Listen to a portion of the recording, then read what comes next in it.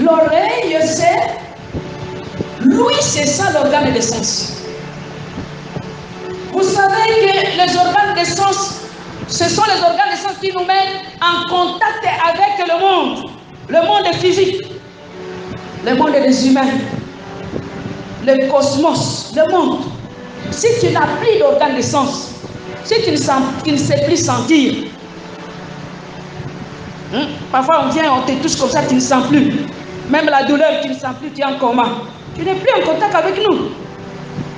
Si tu ne sais plus parler, si tu ne sais plus voir, c'est comme mon papa, quand je suis allée le voir à l'hôpital, il me dit, ma fille, je te vois double.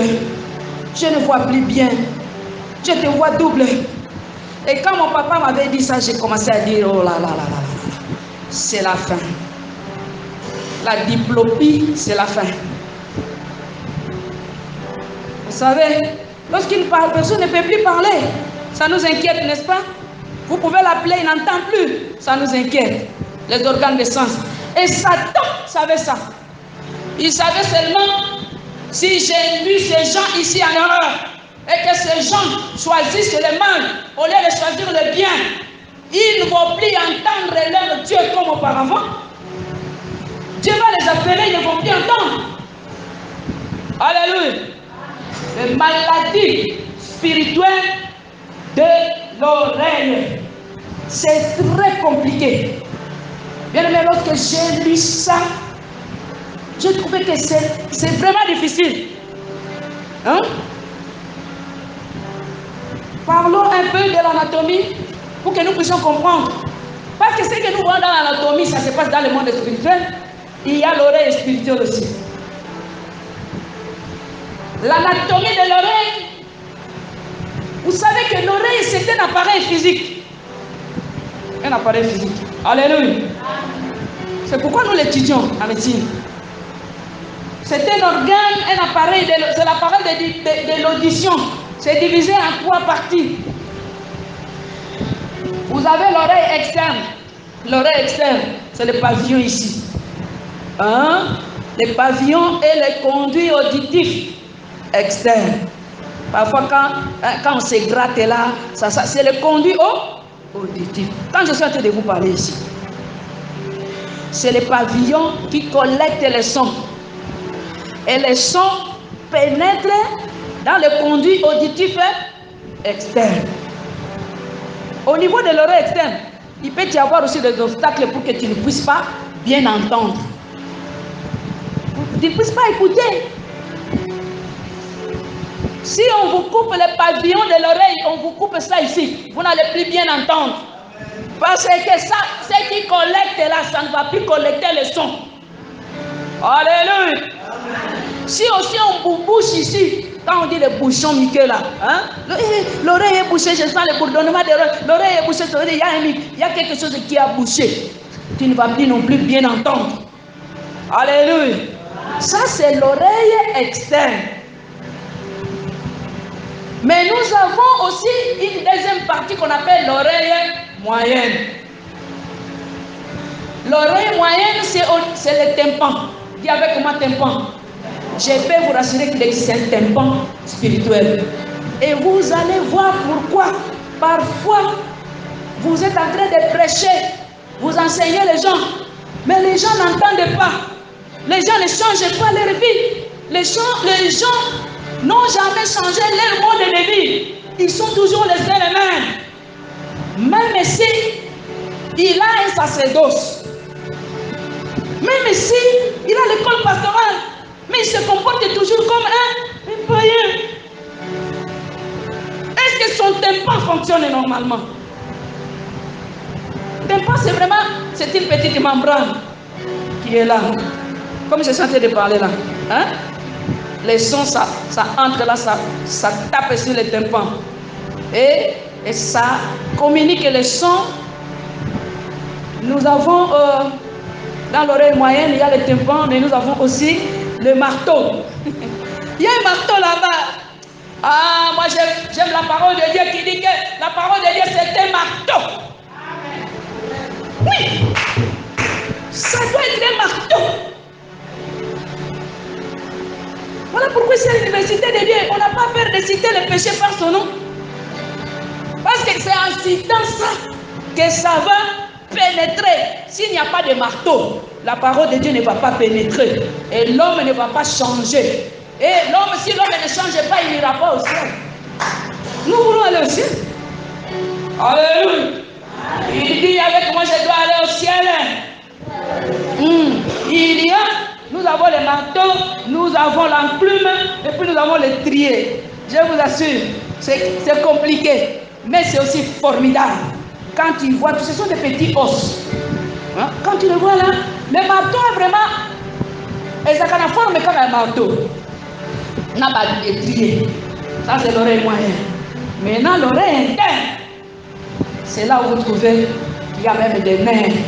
L'oreille interne, ça contient l'ouïe. C'est pourquoi on dit, hein, l'organe, c'est l'ouïe. C'est ça l'organe de sens. Ce sont des cellules nerveuses. Hein? Ce sont les cellules nerveuses qui captent maintenant le son. Vous savez, pour qu'on puisse différencier les sons, et ça c'est la musique, ça c'est quelqu'un qui parle, ça c'est quelqu'un qui pleure. Il faut des cellules là qui transforment cela pour que tu puisses comprendre que non, on est en train de m'appeler. Non, on est en train de frapper à la porte. Alléluia. Et là c'est le cerveau, les nerfs qui interviennent. Il existe aussi des maladies à ce niveau. Quand c'est l'oreille interne, l'oreille interne qui est atteinte, c'est la surdité. Oh, il est sourd. Il est sourd. La surdité spirituelle, mais c'est compliqué. La Bible nous dit, il était en train de se plaindre. Ça, c'est le prophète Esaïe. Il dit, mais ils ont les oreilles, mais ils n'entendent pas. Ils ont les yeux, mais ils ne voient pas. Comment quelqu'un peut avoir les oreilles, mais qui n'entend pas? Alléluia. Nous bénissons le Seigneur qui nous a amenés dans la nation sacerdotale. La nation de Dieu, le sacerdoce royal, le peuple de Dieu. Le peuple qui prépare le retour de Christ. Au moins, vous connaissez votre raison d'être. Alléluia. Amen. Nous bénissons le Seigneur. Maintenant, cette oreille-là, c'est ce que nous venons de décrire, comme on l'a toujours décrit. C'est comme ça que ça fonctionne. Chez un homme normal, ça doit fonctionner comme ça. Mais maintenant, quelle est la fonction de l'oreille? Nous allons voir la fonction de l'oreille. Nous allons lire la parole de Dieu maintenant. Lisons la parole de Dieu. Est-ce que vous voulez qu'on lise la parole de Dieu? Psaume 94, 9. Et puis nous allons lire Proverbe 22. Quelqu'un lit pour nous Psaume 94, 9.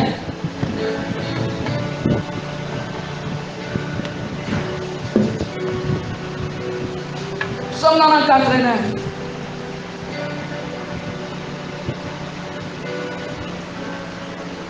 Psaume 94, 9. Psaume 94, 9. Hein?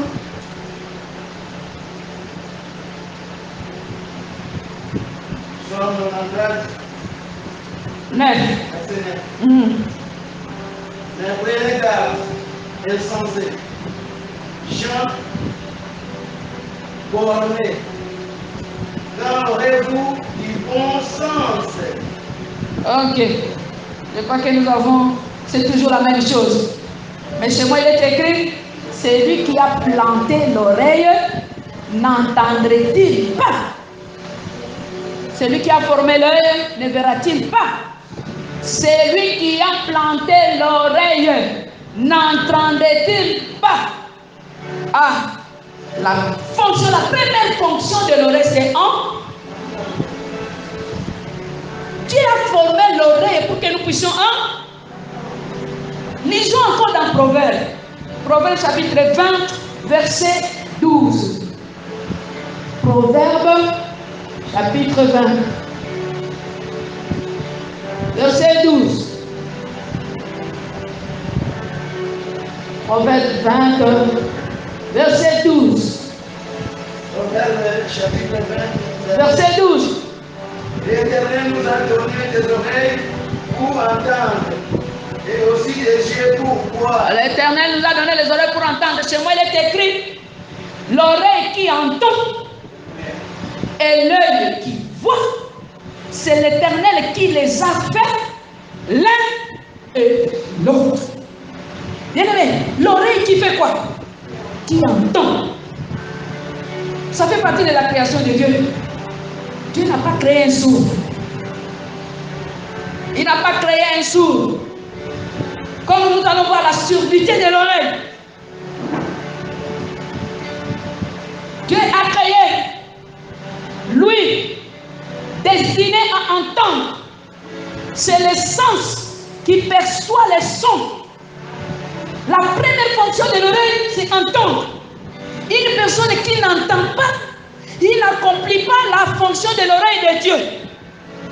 Selon Dieu, l'oreille doit entendre. Parfois, envoyez-nous la pluie de paroles. Employez-nous la pluie de paroles. Mais est-ce que nous entendons? Est-ce que nous entendons? Seigneur, envoyez-nous la pluie de paroles. Envoyez-nous ta parole. Envoyez-nous une pluie. Est-ce que Bango va se... Il faut faire fonctionner l'oreille de Dieu. Alléluia. L'oreille de Dieu doit fonctionner. Bien-aimé, l'organe de l'ouïe ou l'oreille, ce que nous devons comprendre est que ça nous sert à transporter la pensée. Ça nous sert à transporter la pensée de celui qui parle à la pensée.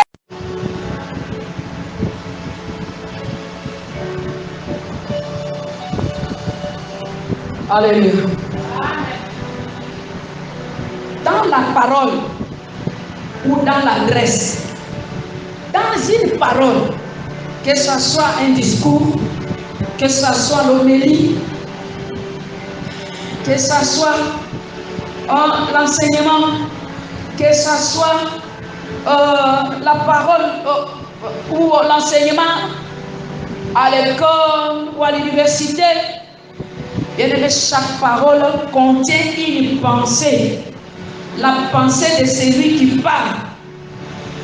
Et que cette pensée doit rencontrer la pensée de celui qui entend. L'oreille, lui, ça nous sert à transporter la pensée qui se trouve dans la parole de celui qui parle vers l'âme de celui qui entend. Alléluia. C'est là que vous allez comprendre que lorsque nous parlons à une âme, est-ce que cette âme est en mesure de nous entendre? Est-ce que cette âme peut capter notre pensée? Est-ce que cette âme peut capter la pensée correctement comme elle est transmise? Ou cette âme n'est pas en mesure de comprendre la pensée comme cela a été transmise? Bien, mais voyons un peu notre chère maman Ève. Alléluia. Retournons encore là-bas. Retournons au jardin d'Éden. Notre maman Ève est en train de parler avec un inconnu, un serpent. Il n'était qu'à deux personnes qui étaient créées à l'image de Dieu. Ils ne pouvaient que parler entre eux. Mais notre maman Ève a parlé avec un inconnu serpent. Serpent lui pose la question.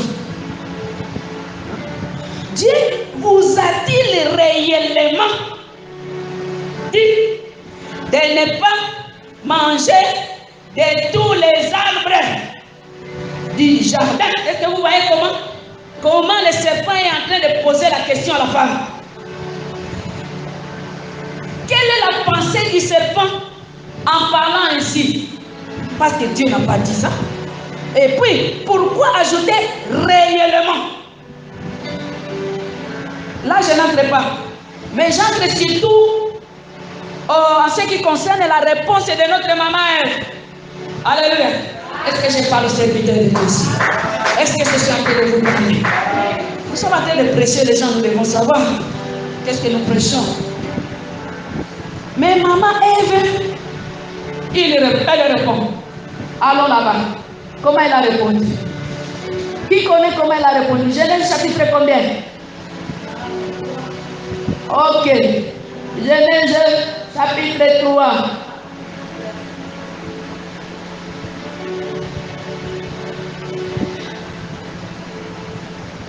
Notre maman répond au verset 2. La femme répondit au serpent: nous mangeons de tous les arbres du jardin, mais quant au fruit de l'arbre qui est au milieu, Dieu a dit, au milieu du jardin, Dieu a dit, vous n'en mangerez point et vous n'y toucherez point, de peur que vous ne mouriez.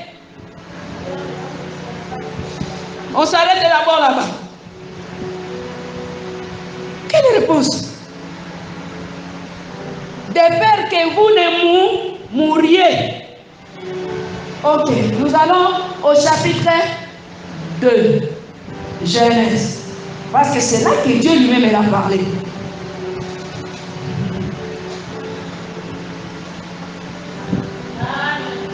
Dieu a parlé. Au verset 16. L'Éternel Dieu donna cet ordre à qui? Est-ce que la femme était là? Ok. Tu pourras manger de tous les arbres du jardin.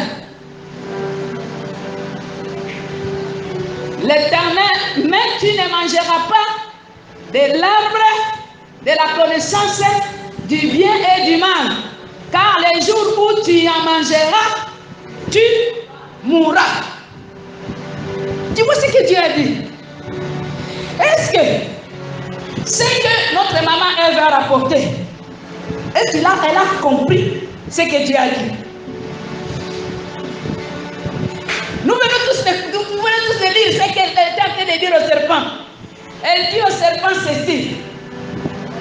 La première partie de sa réponse, elle dit, nous mangerons du fruit des arbres du jardin.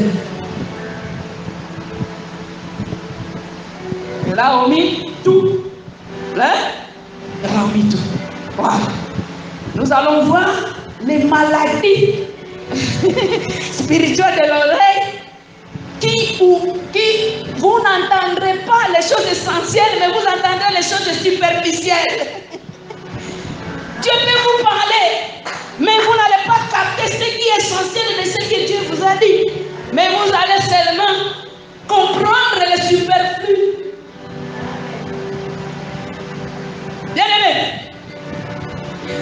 notre maman change même la phrase.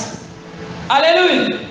Notre maman, elle change même la phrase en disant, mais quant au fruit de l'arbre qui est au milieu du jardin, elle n'a pas spécifié cet arbre. Là, il y en avait deux. Est-ce que je mens? Mais quand dans l'arbre qui est au milieu du jardin, sans spécifier. Et pourtant, la spécificité était très importante. Moi, j'aime les gens qui conservent la parole de Dieu. Même si vous faites de l'exégèse, même si vous êtes des exégètes, c'est pourquoi moi je n'aime pas aussi entrer dans le conflit des exégètes. Mais, néanmoins, rapportez ce que Dieu a dit.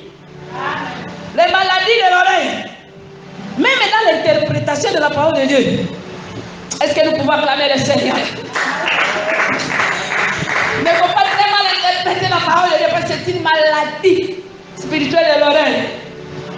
Mais aussi, elle ajoute quelque chose. Parce que nous allons voir ça. Nous allons voir 5 maladies de l'oreille. Si le Seigneur nous donne le temps déterminé, le dimanche prochain, nous allons voir 2, 3 et puis après nous allons terminer encore. Ne vous trompez pas. Car Dieu a créé tous ces organes de sens pour nous mettre en contact avec les humains et nous mettre aussi en contact avec avec lui. Bien-aimé, notre maman Ève ajoute, elle dit ceci, et vous n'y toucherez point. Est-ce qu'il a dit ça? Est-ce que toucher et manger c'est la même chose? Bien-aimé, l'oreille, c'est un accès. L'oreille ici, c'est un accès, c'est une voie qui nous mène vers l'âme d'une personne, l'âme du prochain. Et ça nous met en contact avec sa personnalité. C'est pourquoi, quand les gens sont en train d'injurier les autres, que ce soit sur Facebook et tout ça, même les dieux de la chair, je m'excuse beaucoup. Il faut penser à l'âme qui capte vos injures, à l'âme qui capte vos paroles, à l'âme qui capte même vos messages. Parce que l'oreille ici, c'est un couloir, c'est un boulevard qui nous amène à l'âme de quelqu'un. C'est pourquoi nous avons dit ceci, nous le répétons encore. Dans la nation sacerdotale, nous les enfants de Dieu, nous devons faire attention à tous ceux qui nous parlent. Nous devons faire attention à tous ceux qui nous parlent. Qu'est-ce qui t'a toujours parlé? Tu as ouvert ton âme. Tu as ouvert même ta personnalité à une personne inconnue. Est-ce que les mamans elles sont ici? Qui vous parle sur Facebook? Qui vous dit je t'aime, tu es jolie, tu es beau et tout ça, voilà. J'aime et tout ça. Et puis après vous dites merci. Merci. À qui est-ce que tu dis merci? Alléluia. Amen. Alléluia. Amen. Une personne qui peut vous parler. Amen. Une personne qui vous parle. Il peut être, ou la voix que toi tu entends là, ça peut être la voix d'un inconnu, une personne que tu ne connais pas. Ça peut être que toi-même tu es en train de te parler, vrai ou faux? Toi aussi tu peux